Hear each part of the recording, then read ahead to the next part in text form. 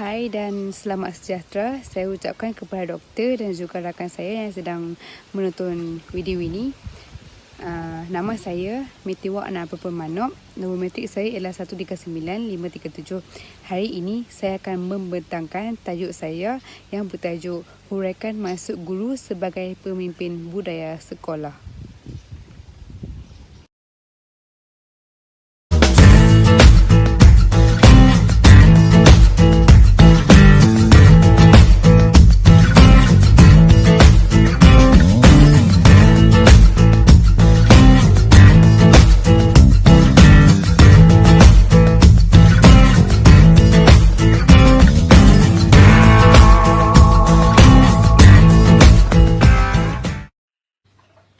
Seterusnya, saya akan menceritakan apa itu pemimpin.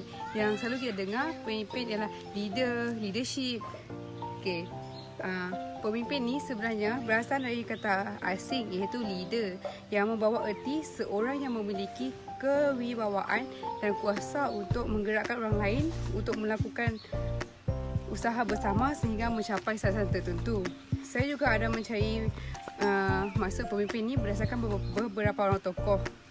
Menurut Ramiah 1999, pemimpin ditafsirkan sebagai seorang yang diiktiraf oleh satu atau lebih daripada orang lain, di mana pemimpin tersebut perlu mempunyai pengaruh, berwibawa dan mempunyai kuasa.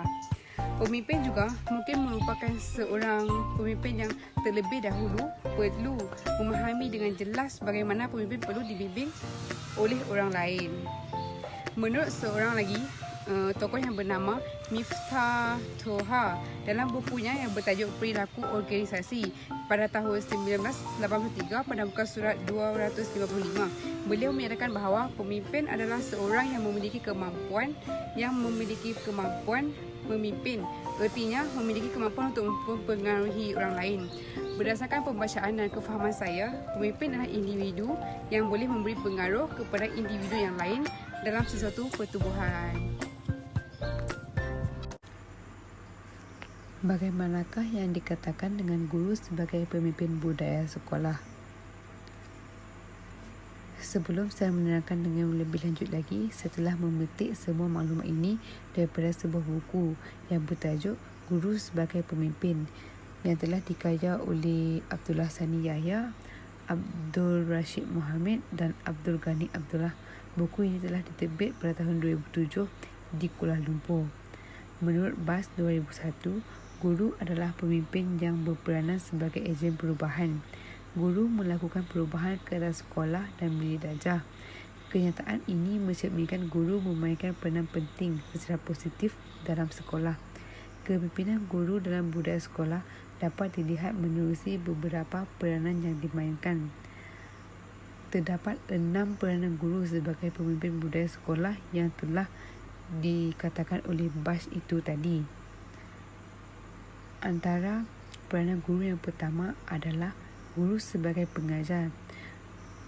Pengajar berfungsi memahamkan pelajar berkaitan konsep dengan mudah, sistematik, seronok dan bermakna.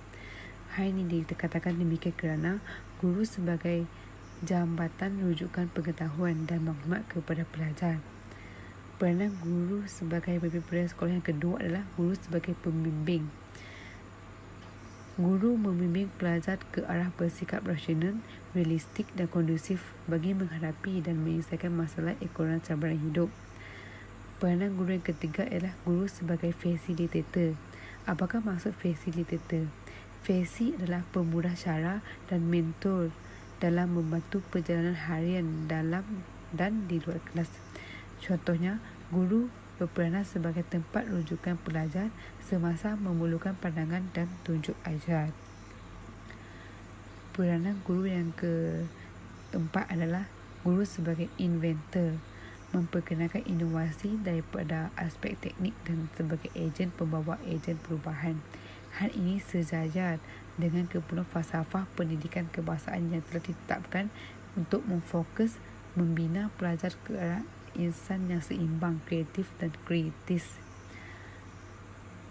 Peranan guru yang kelima adalah guru sebagai pengurus. Seseorang pengurus ini Dia perlu mampu mengurus secara cekap dan sempurna dalam memupuk disiplin kendiri belajar. Guru berperanan sebagai pengurus bilik darjah yang sistematik dan teratur bagi memastikan segala urusan pembelajaran kondusif dapat diselesaikan oleh guru. Peranan guru yang terakhir adalah guru sebagai penghubung. Penghubung ini berfungsi menghubungkan pelajar dengan pelajar, manusia dengan manusia dan pelajar dengan konsep universal. Contoh yang guru boleh jadi penghubung ialah guru berperanan sebagai communication moderator atau pencetus komunikasi antara pelajar dan guru. Apabila pelajar ada masalah, guru perlu membantu pelajar tersebut sehingga sesuatu masalah itu dapat diselesaikan.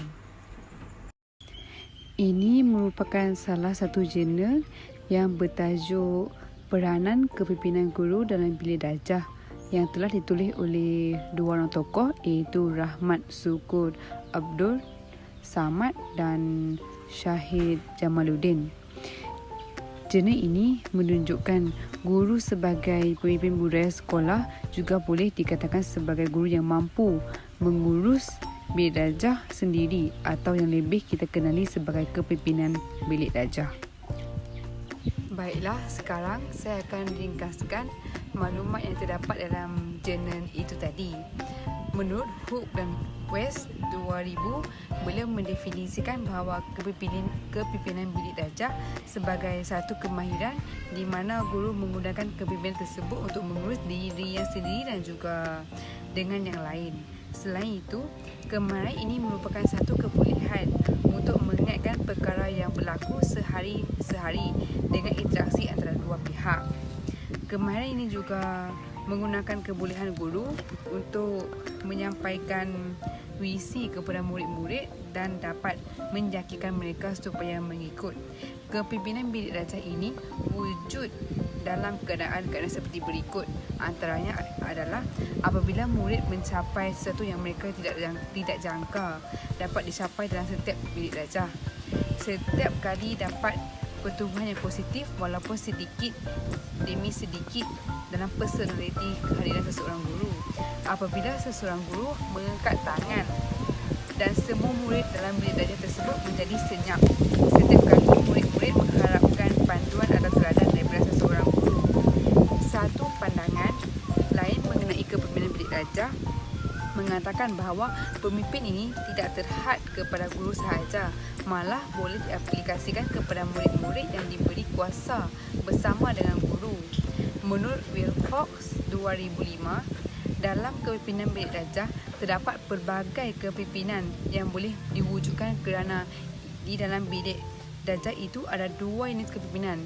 Yang pertama, guru kelas atau guru subjek, dan yang kedua, pelajar yang diberi kuasa untuk memimpin sama ada guru ada di dalam kelas ataupun tidak. Menurut kedua tokoh tersebut juga iaitu Hook dan West 2000, kepimpinan bilik darjah yang berkesan memerlukan guru yang memiliki kemahiran-kemahiran tersebut. Antara kemahiran-kemahiran yang berikut ialah guru tersebut boleh mengembangkan keupayaan untuk memahami dan mempunyai misi. Dan yang kedua adalah guru mestilah mempunyai kemahiran menghasilkan hubungan yang berkesan. Dan yang ketiga ialah guru mestilah memahami tingkah laku dan keinginan murid-muridnya. Dan seterusnya ialah guru memahami bilik darjah adalah satu sistem. Dan guru juga perlu memahami persekitaran yang terdapat dalam bilik darjah tersebut. Dan yang terakhir adalah guru itu mempunyai kebolehan mencari penyelesaian dan menganalisis maklumat. Contohnya, guru itu perlulah mempunyai cara untuk menyelesaikan masalah yang dihadapi oleh murid-murid tersebut. Proses pengajaran dan pembelajaran atau proses BNP secara normal berlaku di dalam bilik darjah di mana murid yang mengikuti pengajaran merupakan responden dan guru berperanan sebagai pemimpin. Pembelajaran yang bermakna selalunya dikaitkan dengan kualiti kepimpinan guru, sama ada berjaya mendorong sebagai perujuk dan kebolehan mempengaruhi pelajar untuk berusaha mencapai sesuatu objektif, umpamanya objektif pembelajaran. Pelaksanaannya dapat dijayakan sewaktu proses PMP di dalam bilik darjah merujuk kepada usaha yang digerakkan ke arah pencapaian hasil pembelajaran mengikut topik yang diajar. Kejayaan guru sebagai pemimpin budaya sekolah akan kelihatan dalam keupayaannya dalam perubahan di bilik darjah menerusi usaha yang dibuat bersama murid-murid menuju ke arah pencapaian maklumat PMP.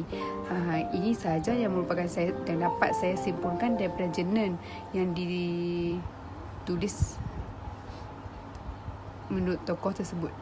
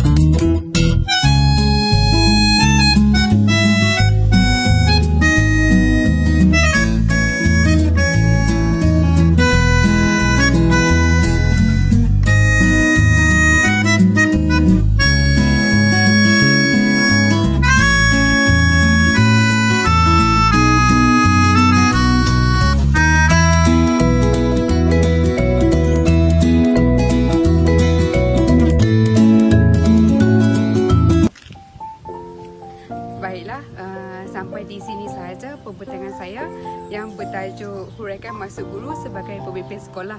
Terima kasih kepada doktor dan juga rakan saya yang menonton video tersebut.